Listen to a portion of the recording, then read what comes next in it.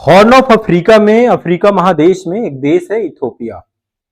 अभी मैं आपको मैप में भी दिखाऊंगा। अभी हाल ही में वहां पर एक बहुत ही बड़ी घटना हुई है। एक तरीके से हम कह सकते हैं एक प्राकृतिक आपदा के तौर पे भी इसे देख सकते हैं, या फिर ये कह सकते हैं कि भूगार्भिक घटना हुई है। प्लेट टेक्टोनिक जो आपकी घटनाएं हैं, प्लेट विवर्तनिक घटनाएं हैं, उसके अंतर्गत हम इसको देख सकते हैं। तो अभी मैं इसके पीछे का ज्योग्राफिकल साइंस जो है वो मैं आपको समझाऊंगा। पहले आप एक बार थोड़ा सा घटनाक्रम को समझ लीजिए, क्योंकि इसका इंपैक्ट कंप्लीट आपका पूरे इंडियन ओशन में है और भारत के ऊपर भी है, और भारत के साथ साथ जो पूर्वी एशिया है, खासकर चाइना तक इसका जो है पूरा इंपैक्ट गया है इस पूरी घटनाक्रम का। ये आप सभी का एक ज्वालामुखी है। अब ज्वालामुखी कैसे बनते हैं, ज्वालामुखी घटनाएं कैसे होती हैं, इसके बारे में अभी हम समझेंगे। पहले एक बार थोड़ा समझ लीजिए। मैं मैप में आ जाता हूं। आप सभी हॉर्न ऑफ अफ्रीका जानते हैं। अफ्रीका का ये वाला क्षेत्र लाल सागर है आपका, ये अदन की खाड़ी है, और यहां पर आप देख रहे हैं एक सींग नुमा आकृति है जिसको हम हॉर्न ऑफ अफ्रीका कहते हैं। ठीक है, इसमें 3 से 4 देश हैं। एक तो सोमालिया है आपका, है ना, दूसरा यहाँ पे जिबूती है, और यहाँ पे इथोपिया। इथोपिया में ही एक बड़ी घटना घटी है। इसको थोड़ा सा जूम करके आप देख सकते हैं।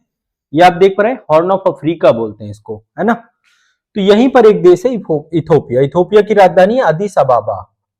यहीं पर एक एक क्या मतलब, पूरे अफ्रीका महादेश को जब हम थोड़ा सा ध्यान से समझने का प्रयास करते हैं तो अफ्रीका महादेश में बहुत सारी ज्वालामुखी घटनाएं होती हैं। अफ्रीका का जो हाईएस्ट पीक है किलिमंजारो, जो केन्या में है आपका, वो भी आपका एक ज्वालामुखी पर्वत ही है ना। तो यहां पर आप देखिए एक ज्वालामुखी है जिसका नाम है हैली गुब्बी।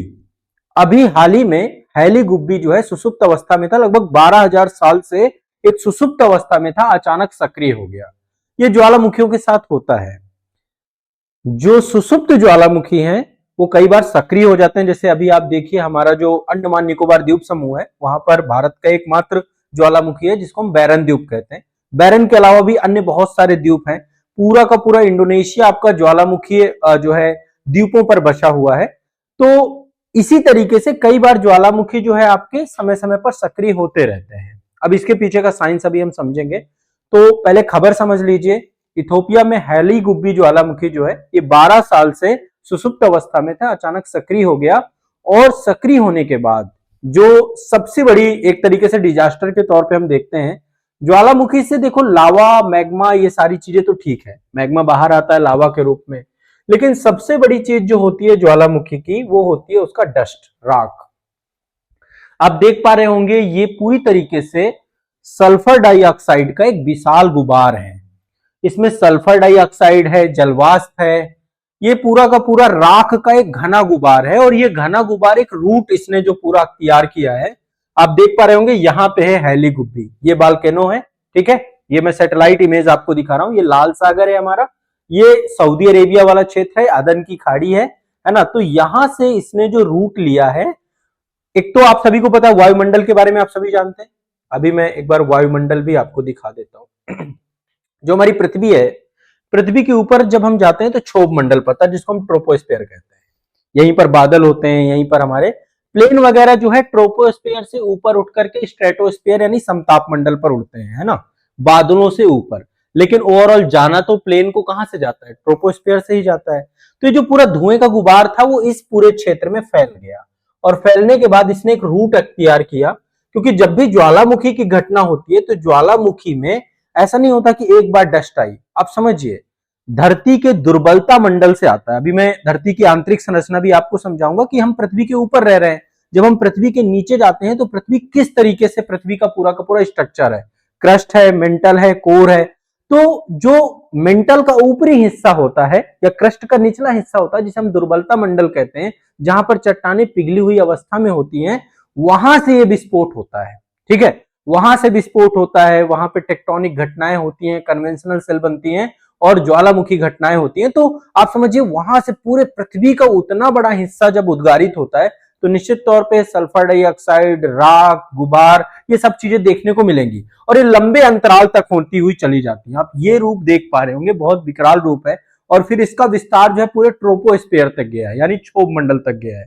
तो क्षोभ मंडल तक जाने के कारण से इस पूरे क्षेत्र का जो हवाई यातायात है, आप ये रूट देख पा रहे होंगे, ये आपका अदन की खाड़ी से होते हुए यहाँ पे ओमान है, ये सारी कंट्रीज हैं, यहाँ पे अरेबियन सी है, गल्फ खाड़ी है, और इसके बाद ये बढ़ा भारत के ऊपर, भारत की राजधानी दिल्ली के ऊपर ट्रोपोस्फियर से निकल गया। सौभाग्य की बात यह थी कि दिल्ली में आप सभी को पता है कि अभी इस समय एयर क्वालिटी इंडेक्स बहुत बुरा है, हमेशा होता है सर्दियों में, जब भी दिल्ली में सर्दियां आती है तो वहां पर पॉल्यूशन बढ़ जाता है। उसके पीछे मल्टीपल कारण है, एक तो दिल्ली में इंडस्ट्रियलाइजेशन बहुत ज्यादा है, मैं एयर क्वालिटी इंडेक्स पे अलग से अभी सेशन लूंगा, उसमें मैं डिटेल से बताऊंगा क्या कारण है। तो ये सबसे अच्छी बात रही कि ये दिल्ली के ऊपर से निकल गया गुबार, कहीं मान लीजिए ये नीचे होता तो एयर क्वालिटी इंडेक्स की हालत बहुत ही बुरी हो जाती। दिल्ली वर्तमान में विश्व की सबसे प्रदूषित राजधानी शहर है ना। तो ये भारत के ऊपर से गुजरा और भारत के बाद अभी जो है ये चाइना पहुंच गया है ये गुबार, है ना। तो ये ज्वालामुखी घटना हुई जिसका नाम है हैली गुब्बी ज्वालामुखी। शायद आपसे पूछा जाए, आपको पता होना चाहिए।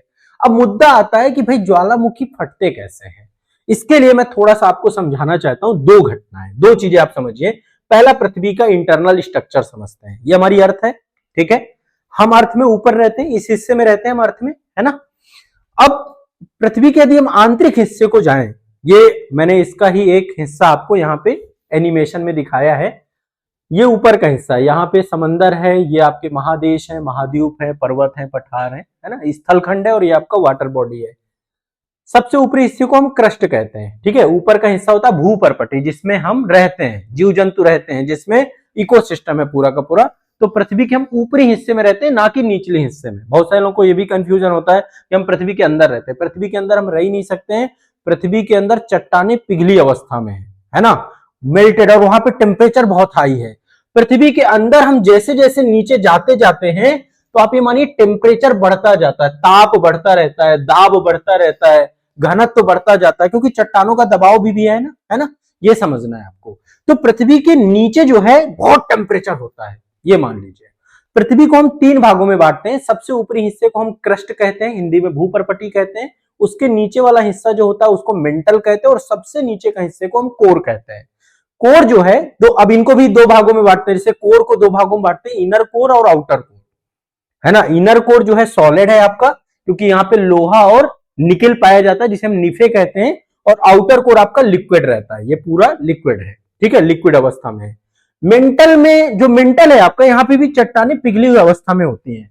आप ध्यान से समझिएगा, एक बार हम पृथ्वी के नीचे जा रहे हैं, तो पृथ्वी में जैसे जैसे हम नीचे जाएंगे 100 किलोमीटर तक जाएंगे, तो यहां तक आपकी क्रस्ट है अप्रॉक्स। अलग अलग जगह पे अलग अलग है। जहां पे महाद्वीप है, महाद्वीपों में क्रस्ट ज्यादा गहराई में पाई जाती है, और जहां पे महासागर है वहां पे क्रस्ट थोड़ा सा कम गहराई में पाई जाती है। तो अप्रॉक्स मान के चलिए कि क्रस्ट की थिकनेस अलग अलग होती है। भूपर्पटी 0 से लेकर 100 किलोमीटर तक जाएंगे तो भूपर्पटी पाई जाती है, जिसको हम स्थलमंडल कहते हैं, ठीक है। स्थलमंडल, एस्थनोस्फेयर, है ना। इसके बाद 100 किलोमीटर से लेकर के जब आप जो है 2900 किलोमीटर तक जाते हो, उसको मेंटल कहते हैं। 100 किलोमीटर से 2900 किलोमीटर तक की गहराई को हम मेंटल कहते हैं। क्या बोलते हैं? मेंटल। और 2900 किलोमीटर से जब हम पृथ्वी के केंद्र बिंदु में पहुंच जाते हैं, तब हम क्या बोलते हैं? इसको कोर कहते हैं, ठीक है। तीनों चीजें अलग अलग है। अब समझिए, यहां ये तो एक बात हो गई। पृथ्वी की आंतरिक संरचना को हम तीन भागों में बांट के देख रहे हैं। पहला है क्रस्ट, दूसरा है मेंटल, तीसरा है कोर, ठीक है। ज्वालामुखी घटना का यहीं से सीधा संबंध है, क्योंकि ज्वालामुखी में जो पिघली हुई चट्टानें होती हैं, जिसे हम मैग्मा कहते हैं, वो ऊपर आती हैं, ठीक है। ऊपर आकर के वो क्या करती हैं? धरती के हिस्से को जो है ब्लास्ट होता है, और धरती का हिस्सा जो है वही ज्वालामुखी में कन्वर्ट हो जाता है। और जो पिघली हुई चट्टानें बाहर आती हैं, जो मैग्मा होता है, अंदर पिघली हुई चट्टानों को मैग्मा कहते हैं, और जब बाहर आता है वही लावा के रूप में बदल जाता है, उसी को हम लावा कहते हैं ना। तो उसी का नाम परिवर्तित हो जाता है। अब एक्चुअल में समझिए पूरी कहानी क्या है। दरअसल जो पूरी की पूरी अर्थ है, पूरी की पूरी धरती है हमारी, वो प्लेटों में बटी हुई है। मल्टीपल प्लेटें हैं, 7 बड़ी प्लेटें हैं और मल्टीपल छोटी छोटी प्लेटें हैं। 7 बड़ी प्लेटें हैं और लगभग 20 मीडियम साइज की प्लेटें, और लगभग टोटल 200 प्लेटें हैं, छोटी बड़ी सब मिलाकर के। तो ये आप देख सकते हैं, हमारी जो पूरी पृथ्वी है वो प्लेटों में बटी हुई है। जैसे ये अफ्रीका महाद्वीप है तो ये अफ्रीकन प्लेट है, ये साउथ अमेरिकन प्लेट है, ये नॉर्थ अमेरिकन प्लेट है। इन्हीं प्लेटों के ऊपर महासागर और महाद्वीप है, ठीक है। आप समझते हैं एक पर्सन थे हैरी हैस महोदय। हैरी हैस महोदय ने ही प्लेट टेक्टोनिक थ्योरी दी है। उन्होंने बताया कि पृथ्वी कई बड़ी बड़ी प्लेटों में बटी हुई है और कई छोटी छोटी प्लेटों में बटी हुई है। ये प्लेटें या तो महाद्वीपीय होंगी, कॉन्टिनेंटल होंगी, या तो महासागरीय होंगी। ध्यान से समझिएगा, जो भी महासागरीय प्लेट होगी जिसको हम ओसनिक प्लेट कहते हैं, वो हमेशा क्या होगी, भारी होगी। थोड़ा सा अब इसको मैं थोड़ा ये पूरे कंप्लीट साइंस को मैं आपको समझाना चाहता हूं और मैं इसमें आपकी बिल्कुल स्पष्टता कर दूंगा। बस 2 मिनट मुझे दीजिएगा, मैं पूरी प्लेट टेक्टोनिक थ्योरी आपको शॉर्टकट में समझाता हूं ताकि आप कोई भी घटना समझ पाए, कैसे भूकंप आता है, कैसे ज्वालामुखी आती है, ये सारी चीजें आप समझ जाएंगे, कैसे सुनामी आती है। 2 मिनट का खेल है, समझिए। पृथ्वी मल्टीपल प्लेटों में बटी हुई है, ठीक है। इन प्लेटों में कोई प्लेट ऐसी होगी जो कि आपकी होगी कॉन्टिनेंटल प्लेट। कॉन्टिनेंटल प्लेट को हम सी से डिनोट कर देते हैं, ठीक है। दूसरे प्रकार की प्लेट होती है महासागरीय प्लेट, जिसको हम बोलते हैं ओसनिक प्लेट। एक ओसनिक प्लेट है, एक कॉन्टिनेंटल प्लेट है। ओसनिक प्लेट हमेशा भारी होती है। महासागरीय प्लेट कैसे होती है, भारी होती है, हमेशा भारी होती है, ठीक है। और कॉन्टिनेंटल प्लेट क्या होती है, महासागरीय की तुलना में हल्की होती है, हल्की होती है, ठीक है। अब यहां पे एक बहुत बढ़िया चीज आपको समझाने जा रहा हूं, यहीं से आपका पूरा का पूरा कॉन्सेप्ट क्लियर हो जाएगा। फिर इसके बाद मैं इसको डायग्राम में दिखा दूंगा। मैंने आपको 2 प्रकार की प्लेटें बताई, एक आपकी ओसनिक प्लेट है और एक आपकी कॉन्टिनेंटल प्लेट है, ठीक है। 2 ही प्रकार की प्लेट होंगी। किसी प्लेट के ऊपर महासागर है, किसी प्लेट के ऊपर महाद्वीप है। महाद्वीप समझ रहे हैं ना, जिसमें स्थल मतलब जमीन है वहां पर, है ना। तो ओसनिक प्लेट क्या होगी, हमेशा भारी होगी। कॉन्टिनेंटल प्लेट आपकी क्या होगी, हमेशा हल्की होगी। क्लियर है। हमेशा जब, अब देखो ये प्लेटें क्या हो रही हैं, ऐसा नहीं स्थिर है। ये हमारी पृथ्वी है, पृथ्वी में मल्टीपल प्लेटें हैं, बहुत सारी प्लेटें हैं, बहुत सारी प्लेटें हैं। इन्हीं प्लेटों के ऊपर महासागर है, इन्हीं प्लेटों के ऊपर महाद्वीप है, ठीक है। ये प्लेटें गति कर रही हैं, गति कर रही हैं। ये प्लेटें एक जगह पे स्थिर नहीं है, ये चल रही हैं, प्लेटें मूव कर रही हैं ये प्लेटें, ठीक है। तो या तो ओसनिक प्लेट भी चल रही होगी और कॉन्टिनेंटल प्लेट भी चल रही होगी। आप देखते हैं ना, कई बार नेपाल में भूकंप आता है, सब कुछ समझ में आ जाएगा, कहां भूकंप आएंगे, कहां ज्वालामुखी आएंगे, इन सब के पीछे का साइंस यही है। प्लेट टेक्टोनिक थ्योरी समझ गए तो सब कुछ समझ गए, ठीक है। तो अब आप समझिए, एक प्लेटें क्या कर रही है, गति कर रही है। अब चलिए इनको गति कराते हैं, ध्यान से समझिएगा। एक प्लेट ये है, ये आपकी ओसनिक प्लेट है, ठीक है। दूसरी प्लेट आपकी ये है कॉन्टिनेंटल प्लेट, जिसको हम महाद्वीपीय प्लेट कहते हैं। मैंने आपको क्या समझाया कि ओसनिक प्लेट हमेशा भारी होती है, किसकी अपेक्षा, कॉन्टिनेंटल की अपेक्षा। कॉन्टिनेंटल प्लेट से हमेशा भारी होगी, कॉन्टिनेंटल हल्की होगी। तो जो चीज भारी होगी वो नीचे जाएगी, सीधी सी बात है, भारी चीज नीचे जाती है। तो भारी चीज, जो भारी प्लेट होगी वो नीचे जाएगी, और जब नीचे जाएगी तो नीचे, पृथ्वी के नीचे जाने पे टेम्परेचर कैसा है, जैसे हम पृथ्वी के नीचे जाते हैं तापमान बढ़ जाता है, टेम्परेचर बढ़ जाता है, दाब बढ़ जाता है, घनत्व बढ़ जाता है। तो जब ये प्लेट नीचे जाएगी तो नीचे जाके यहां पे क्या होगा, तापमान बढ़ जाएगा, टेम्परेचर बढ़ जाएगा। और जब टेम्परेचर बढ़ जाएगा तो ये पिघल जाएगी, ये प्लेट क्या हो जाएगी, पिघल जाएगी, ठीक है। ध्यान से समझिएगा, सारा खेल इसी का है। और ये ऐसा नहीं होता कि बहुत तेजी से ये एक दूसरे के नजदीक आ रही है या बहुत तेजी से एक दूसरे के दूर जा रही है। बस ये एक प्रक्रिया है जो चल रही है, बहुत इंचेस में आगे पीछे बढ़ती रहती है। करोड़ों सालों में आप देख रहे हैं ना, अभी अफ्रीका महाद्वीप 2 भागों में बंटने वाला है बहुत जल्द। अफ्रीका महाद्वीप में ग्रेट फॉल्ट पड़ चुका है, जॉर्डन से आप देखेंगे इतने सारे वहां पे झील वगैरह सब बन रहे हैं, अफ्रीका भी 2 भागों में बंट जाएगा। तो अभी इस पे हम बात करेंगे, वो अलग चीज है, मैं ज्योग्राफी की क्लास में पढ़ाता हूं। यहां पे मैं आपको समझाना चाह रहा हूं कि कैसे ज्वालामुखी आते हैं। अब समझिए, ओसनिक प्लेट नीचे गई, ठीक है। ओसनिक प्लेट जैसे ही नीचे जाएगी तो नीचे जाने के बाद ये पिघल जाएगी, और पिघलने के बाद आप सोचिए यहां पे क्या हो रहा है, प्लेट पिघलने लग गई। और जैसे ही प्लेट पिघलने लग गई, पिघलने के बाद यहां पे ये जो आपका कॉन्टिनेंटल प्लेट है, यहां पे ये गैस बनेगी, यहां पे गैसीय अवस्था में बनेगी, यहां पे मैग्मा बनेगा, पिघली हुई प्लेट आपकी मैग्मा में बदल जाएगी, है ना। और जहां पे इसको लगेगा कि यहां से ऊपर किसी भी तरीके से कोई कमजोर चट्टान है, कुछ भी है, तो यहां से ये बाहर निकल जाएगी और ये ज्वालामुखी की प्रक्रिया हो जाएगी, ठीक है। यहीं से ज्वालामुखी होता है। यहां पे 3 घटनाएं घटेंगी। एक तो यहां पे भूकंप आएगा, जब 2 प्लेटें एक दूसरे के नजदीक आती हैं, कोई भी प्लेट हो, या तो ओसनिक, देखो मैं अभी कॉन्टिनेंटल टू ओसनिक आपको समझा रहा हूं, इस पे प्रॉपर वीडियो पड़े हुए हैं, एनिमेशंस पड़े हुए हैं, बट जनरली थोड़ा सा आप इसके साइंस को समझ लीजिए।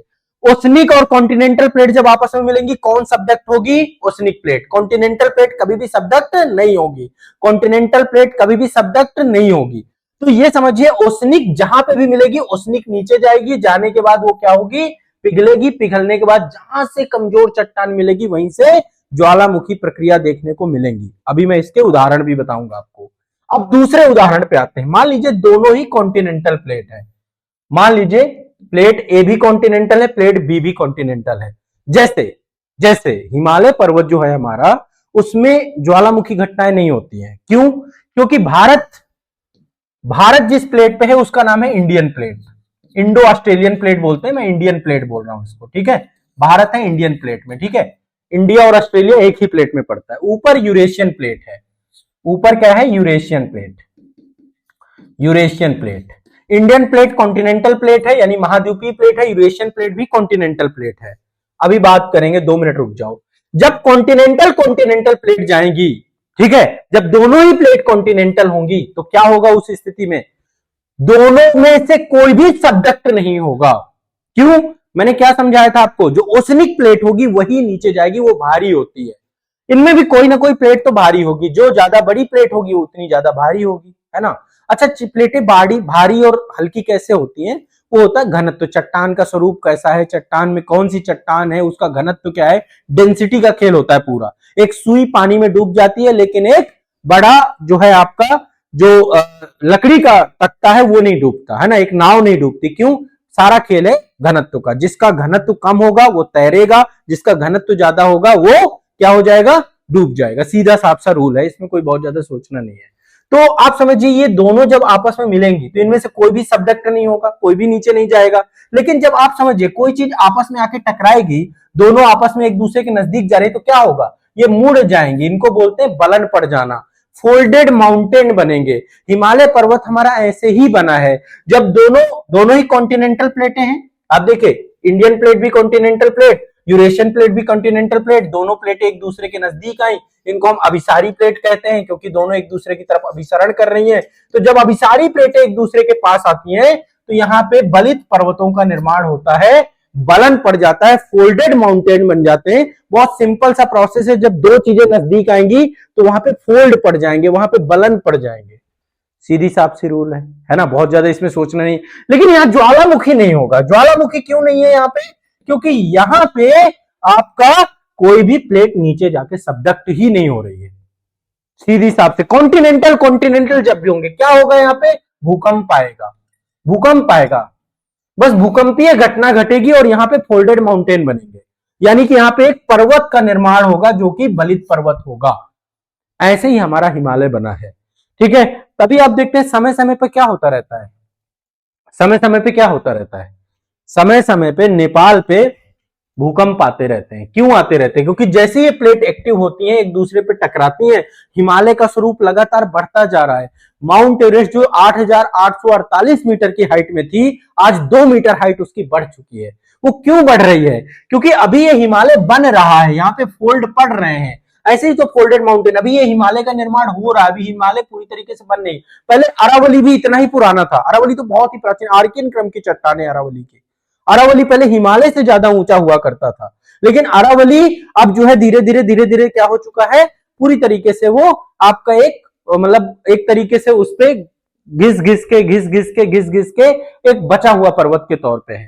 तो ये चीज समझ में आई कहां पे आपका जो है। अब मान लीजिए, चलो एक और एग्जांपल देता हूं। दोनों ही प्लेट ओसनिक है, मान लो दोनों ही प्लेट ओसनिक है, ये प्लेट भी ओसनिक है, ये प्लेट भी ओसनिक है। तो ये जब आपस में मिलेंगे, इनमें से भारी कौन सी होगी? जो बड़ी प्लेट होगी वो ज्यादा भारी होगी, जो छोटी प्लेट होगी वो हल्की होगी। तो इसमें से भी एक प्लेट क्या होगी? नीचे जाके सब्डक्ट होगी, सब्डक्ट होगी, ये पिघलेगी। जैसे ही नीचे जाके पिघलेगी, पिघलने के बाद क्या बनेगा? यहाँ पे मैग्मा बनेगा, मैग्मा ऊपर जाएगा, ऊपर जाके यहाँ पे ज्वालामुखी होगा, भूकंप आएगा, ज्वालामुखी आएगी। बहुत सिंपल सा मामला है, बहुत सिंपल सा मामला है। जब दो ओसनिक प्लेटों में एक प्लेट नीचे जाके सब्डक्ट करती है। अब देखो, मैं इसका एनिमेशन दिखा देता हूं आप लोगों को।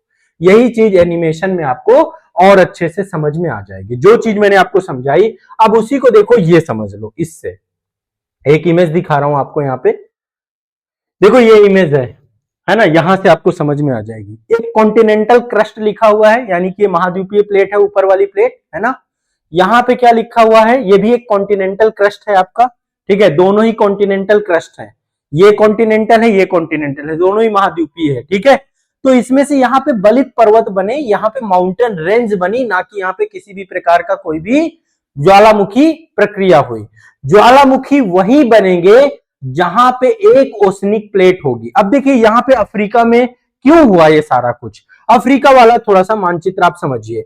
ये हमारे देश, ठीक है, ये आपका अफ्रीकन प्लेट है, ठीक है। अफ्रीकन प्लेट जो है आपकी कॉन्टिनेंटल प्लेट है। कैसी प्लेट है, कॉन्टिनेंटल। क्यों, कॉन्टिनेंट का मतलब क्या, उसके ऊपर महाद्वीप है ना। और यहां पर देखिए एक और प्लेट है, छोटी सी प्लेट है, जो अरब के प्रायद्वीप में, जिसको हम अरेबियन प्लेट कहते हैं, अरेबियन प्लेट। और यहाँ पे देखिए फॉल्ट पड़ा हुआ है, ये फॉल्ट पड़ा हुआ है, और यहाँ पे फॉल्ट पड़ा है, देखो मेडागास्कर, यहाँ पर भी है, ये सारा मेडागास्कर भी आपका अफ्रीकन प्लेट में है। तो यहीं पर इथोपिया आपका पड़ता है, और यहाँ पे प्लेटें जो सक्रिय हुई हैं, साथ में सक्रिय होने के परिणाम स्वरूप यहाँ पे लाल सागर है आपका, लाल सागर, और इस कारण से यहाँ पे प्लेट मेल्ट हुई है और यहाँ पे ज्वालामुखी घटनाएं हुई हैं। तो प्लेट टेक्टोनिक जो थ्योरी है वो पूरा का पूरा कारण बनती है, जिसके कारण से ज्वालामुखी घटते हैं। अभी मैं इसको आसानी से देखो, जब क्लास में आप पढ़ोगे तो क्लास में मैंने इसको वीडियो एनिमेशन के थ्रू समझाया है। जब कभी भी प्लेट टेक्टोनिक घटना या कोई भी फॉल्ट समंदर में होता है, मान लो समंदर है, समंदर में कोई फॉल्ट पड़ गया, तो समंदर में जब कभी कोई घटना घटती है, मान लीजिए एग्जांपल के तौर पे, इसको मैं थोड़ा सा आपको और अच्छे से समझा देता हूं लास्ट, और इससे आपको सुनामी का कॉन्सेप्ट भी यहाँ पे क्लियर हो जाएगा। भूकंप कैसे आते हैं समझा दिया। भूकंप बहुत सामान्य सी चीज है, जब भी कोई दो प्लेटें आपस में मिलेंगी या कोई फॉल्ट होगा, तो वो मतलब एक तरीके से समझिए एनर्जी है, एनर्जी रिलीज होती है और झटके महसूस होते हैं। प्राइमरी वेव्स आती हैं, सेकेंडरी वेव्स आती हैं, एल वेव्स आती हैं, और वो फिर विध्वंसक होती हैं, उससे बहुत सारे नुकसान भी होते हैं, ठीक है। इसके बाद देखिए कैसे आती है सुनामी, बहुत आसानी से समझा रहा हूं। ये वाटर बॉडी है, मान लीजिए समंदर है, हिंद महासागर है, प्रशांत महासागर है, कोई भी महासागर है, ये आपका वाटर बॉडी है, ठीक है। इस वाटर बॉडी के नीचे क्या है, प्लेटें हैं, कोई प्लेट है ना।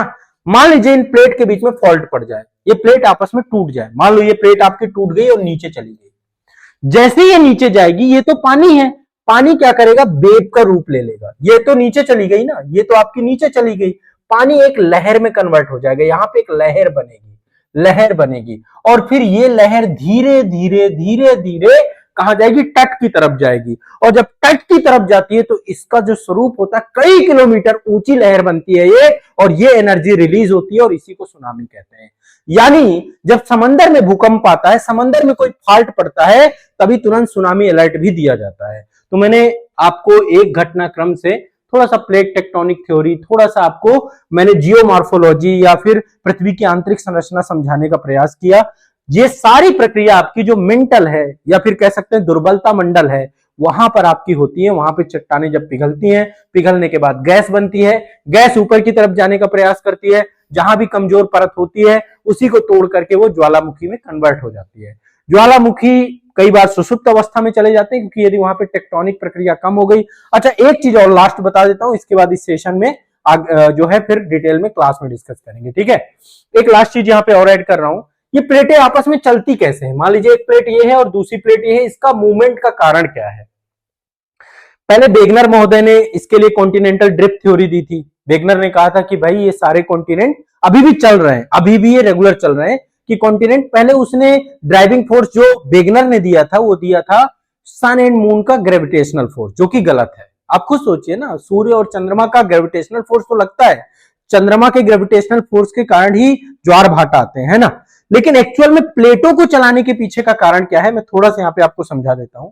देखिए यहाँ पे ये प्लेटें हैं, ठीक है, प्लेटें के नीचे चट्टानें कैसी हैं, पिघली अवस्था में है। कैसी हैं चट्टानें, पिघली अवस्था में। नीचे जाते हैं तो क्या होता है, ताप बढ़ता जाता है। जैसे जैसे हम नीचे जाएंगे पृथ्वी में, ताप बढ़ता जाएगा, तो टेम्परेचर बढ़ते जाने के कारण से चट्टानें जो पिघली अवस्था में होती हैं, वो क्या होती हैं, जैसे मान लीजिए ऊपर की चट्टान तो कम मतलब इसका टेम्परेचर कम होगा, जैसे जैसे नीचे जाएंगे तो टेम्परेचर और ज्यादा हो जाएगा। मतलब यहाँ पे टेम्परेचर मान लीजिए, यहाँ पे टेम्परेचर मान लो आपका, मैं एग्जांपल के तौर पे 1000 डिग्री सेंटीग्रेड है, मान लेते हैं 1%। तो जैसे नीचे जाएंगे तो नीचे का टेम्परेचर तो 2000 डिग्री सेंटीग्रेड होगा ना, यानी यहाँ पे चट्टान ज्यादा पिघली अवस्था में होगी, इस तरीके से मान लीजिए। तो जब चट्टान, अब आप खुद समझिए, तो यहां अब ये वाली चट्टान क्या है, ज्यादा पिघल जाएगी, ज्यादा पिघलने के बाद गैस बनेगी, गैस बनने के बाद ये ऊपर जाएगी और ऊपर वाली चट्टान नीचे आएगी। तो इस तरीके से एक क्या है, कन्वेंशनल सेल बन जाती है, जिसको हम बोलते हैं संवहनीय धारा, संवहनीय धारा बन जाती है। तो आप ध्यान से समझिएगा, मान लो ये एक प्लेट है और दूसरी प्लेट ये है, यदि इसके नीचे कोई कन्वेंशनल सेल क्लॉकवाइज एक्टिवेट हो गई, क्लॉकवाइज, है ना, और इसके तरफ भी कोई conventional cell anti clockwise activate हो गई, तो ये दोनों क्या होंगी, ये इधर जाएगी, ये इधर जाएगी, तो ये दोनों एक दूसरे के नजदीक आएंगे, इसको हम अभिसारी कहते हैं, इसको हम क्या बोलते हैं, अभिसारी। ठीक है, और इसी के अपोजिट मान लीजिए एक प्लेट ये है, दूसरी प्लेट या तो कॉन्टिनेंटल होगी या तो ओशनिक होगी, तो ये प्लेट मान लीजिए यहाँ पे एंटी क्लॉकवाइज कोई एक कन्वेंशन सेल आपकी एक्टिवेट हो जाए और यहां पर भी आपकी क्लॉकवाइज एक जो है एक्टिवेट हो जाए, तो ये इधर जाएगी, ये इधर जाएगी, एक दूसरे से दूर जाएंगे, इसको अपसारी कहते हैं। बहुत आसान है। और ट्रांसवर्स प्लेटें भी होती हैं, ठीक है, ट्रांसवर्स प्लेट कैलिफोर्निया की खाड़ी में आप देखते हैं तो वहां पे हैवी भूकंप आते हैं, फिर बहुत खतरनाक रगड़ खाते हुए ऐसे भी जाती हैं प्लेटें, एक प्लेट इधर जा रही है और एक प्लेट इसी के जस्ट बगल से नीचे की तरफ जा रही है, इसको ट्रांसवर्स कहते हैं। ठीक है, तीन प्रकार से प्लेटों का संचलन होता है, अभिसारी, अपसारी और एक दूसरे को रगड़ खाते हुए भी जाती हैं। तो एक्चुअल में ये थोड़ा सा ज्योग्राफी का चूंकि पूरा सेगमेंट था ज्वालामुखी का था, तो इसलिए मैंने इसको थोड़ा सा डेप्थ में जाके आपको बता दिया। और आपको पता भी होना चाहिए, करंट अफेयर्स को जीएस के साथ जोड़ करके जितना अच्छे से आप पढ़ लोगे उतना ही बढ़िया आपका हो जाएगा। और ये सब चीजें हम क्लास में पढ़ते हैं, फिजिकल ज्योग्राफी की मेरी क्लास देखिएगा, वहां पे मैंने सब बता रखा है, भूकंप कैसे आते हैं, ज्वालामुखी कैसे आते हैं। पहले पृथ्वी की आंतरिक संरचना आपको समझनी पड़ेगी कि पृथ्वी हमारी अंदर है कैसे, कैसे पृथ्वी का टेम्परेचर चेंज होता रहता है, क्रस्ट में क्या स्थिति है, मेंटल में क्या स्थिति है, कोर में क्या स्थिति है। और उसी के बाद जो है, इसके लिए मैं आपको रिकमेंड कर रहा हूं, एक मूवी है हॉलीवुड की, आप लोगों को जरूर देखना चाहिए, द कोर। द कोर आप देखेंगे तो उसमें पूरा का पूरा पृथ्वी की आंतरिक संरचना को दिखाया गया है, कैसे वो मतलब पृथ्वी के अंदर जाते हैं, ड्रिल करते हैं और ड्रिल करके वो पूरा, हॉलीवुड में तो आपको पता ही है, तो उसमें पूरा ये दिखाया गया है। आप एक बार देखिएगा जरूर, आपको जियोमॉर्फोलॉजी में थोड़ा बहुत समझ डेवलप होगी, बाकी क्लास में आपको समझा दूंगा, जितना क्लास में समझा दूंगा उससे समझ में आ जाएगा। तो ये ज्वालामुखी आया था आपका इथियोपिया में, और अभी ये ज्वालामुखी का प्रभाव है, इंपैक्ट है, और ये लंबा चलता रहेगा। इससे पूरा का पूरा एयर ट्रैफिक डिस्टर्ब हो गया। ये देखिए एयर ट्रैफिक इस ये डायरेक्शन में चला है, ये पूरा, ये देख रहे हैं, ये आपका हेली गुब्बी का पूरा डायरेक्शन है, हेली गुब्बी का जितना भी गुबार है वो गुबार आप देख सकते हैं। तो यहाँ का कंप्लीट एयर ट्रैफिक आपका डिस्टर्ब हो गया है। अभी 7 दिनों से कई सारे एयरपोर्ट में जो वहां के जितने भी आपके प्लेन्स वगैरह हैं उनको डाइवर्जन किया गया है, उनको आगे बढ़ा दिया गया। ठीक है, दिल्ली बच गई बस ये मान लीजिए, नहीं तो पॉल्यूशन की स्थिति अभी 350 से ज्यादा एयर क्वालिटी इंडेक्स है दिल्ली का, और ग्रेप 3 लग चुका है दिल्ली में, तो वो चीज यहाँ पे नहीं हुई है। ये चीज आप इस तरीके से समझ सकते हैं। बाकी ओवरऑल इसके बारे में और यदि कुछ जरूरी जानकारी होगी तो मैं आपको दे दूंगा। मैंने थोड़ा सा ज्योग्राफी के साथ जोड़ करके इस पूरे टॉपिक को आप लोगों के लिए पढ़ाया है। ठीक है, समझ में आया? जैसा भी हो एक बार कमेंट करके आप जरूर बताइएगा। मेरी कोशिश रहती है कि कठिन से कठिन विषय वस्तु को मैं आपको आसानी से समझा दूं, है ना, और आपको किसी तरीके से टेंशन लेने की जरूरत नहीं है। क्लियर है, स्पष्ट है? ज्वालामुखी क्या है? हेली गुब्बी ज्वालामुखी के बारे में मैंने आपको बताया, इथियोपिया में है, एक सील्ड ज्वालामुखी के तौर पे है, और ये यहाँ पे एक पर्वत श्रेणी है जिसका नाम है एर्रा एले, एर्टा एले, इथियोपिया की एक यहाँ पे है एर्टा एले। हाँ, यहाँ पे एर्टा एले, ये देख सकते हैं, ये है एर्टा एले, ये यहाँ पे है, उसी में हेली गुब्बी है, पूरा का पूरा यहाँ पे ज्वालामुखी पर्वत श्रेणी है आपकी ये। तो पूर्वी अफ्रीकी भ्रंश के निकट अवस्थित है। अफ्रीका और अरेबियन दो जो मैंने आपको बताया, यहाँ पे अरब का जो है ये पूरा भ्रंश है, फॉल्ट है, और यहाँ पे अफ्रीकन प्लेट है। इन दोनों के प्लेटें आपस में एक्टिव हुई हैं, उसके परिणाम स्वरूप जो है यहाँ पे स्थिति बनी है। ठीक है, तो बहुत डिटेल से मैंने चीजें आपको समझा दी। अब समझिए ये क्या है ना, इस तरीके के ज्वालामुखी जिनमें डस्ट ज्यादा निकलती है, ये कम उग्र होते हैं। ये मान लीजिए इनमें जो लावा होता है वो भी बहुत पतला होता है और बहुत दूर तक जो है फैल करके जाता है। ठीक है, इसीलिए इनको सील्ड ज्वालामुखी कहते हैं। तो जो ये हेली गुब्बी है, ये सील्ड ज्वालामुखी, जैसे हमारे यहाँ भी दक्कन सील्ड है, तो दक्कन सील्ड में महाराष्ट्र वाला जो रीजन है कंप्लीट ना, वहां पे भी देखेंगे तो आप दक्कन सील्ड के तौर पे रखते हैं। बेसाल्टिक लावा होता है आपका यहाँ पे, कैसा होता है? Basaltic lava. तो यहाँ पे पूर्वी अफ्रीकी भ्रंश में विवर्तनिक प्लेटों के अपसरण के परिणाम स्वरूप मिंटल से जो है पूरा का पूरा मैग्मा ऊपर आया है, और इस क्षेत्र में दबाव पड़ा है। ठीक है, तो ये क्लियर हो गया। किसी को कोई डाउट हो तो पूछ सकते हैं। इथोपिया हॉर्न ऑफ अफ्रीका में पड़ता है। हॉर्न ऑफ अफ्रीका में 4 देश हैं। आपका सोमालिया, ये देश है सोमालिया, यहाँ पे पायरेसी वगैरह के खतरे बहुत चलते रहते हैं। ये इथोपिया है, इसकी राजधानी अदीस अबाबा है। यहाँ पे जिबूती है, ये ऊपर इरिट्रिया है। ठीक है, ये आपके कुछ देश हैं आपके। क्लियर है, स्पष्ट है। और देखिए इसी से सीमा साझा कर रहा है दक्षिणी सूडान है। ठीक है, ऊपर आप देखेंगे तो सूडान है और ऊपर कंट्री मिस्र है, ये रेड सी है, ये सऊदी अरेबिया है। और यही पूरा क्षेत्र समय समय पे अशांत रहता है और अभी जो है प्लेट विवर्तन की घटना कांड से चर्चा में रहा। ठीक है, चलिए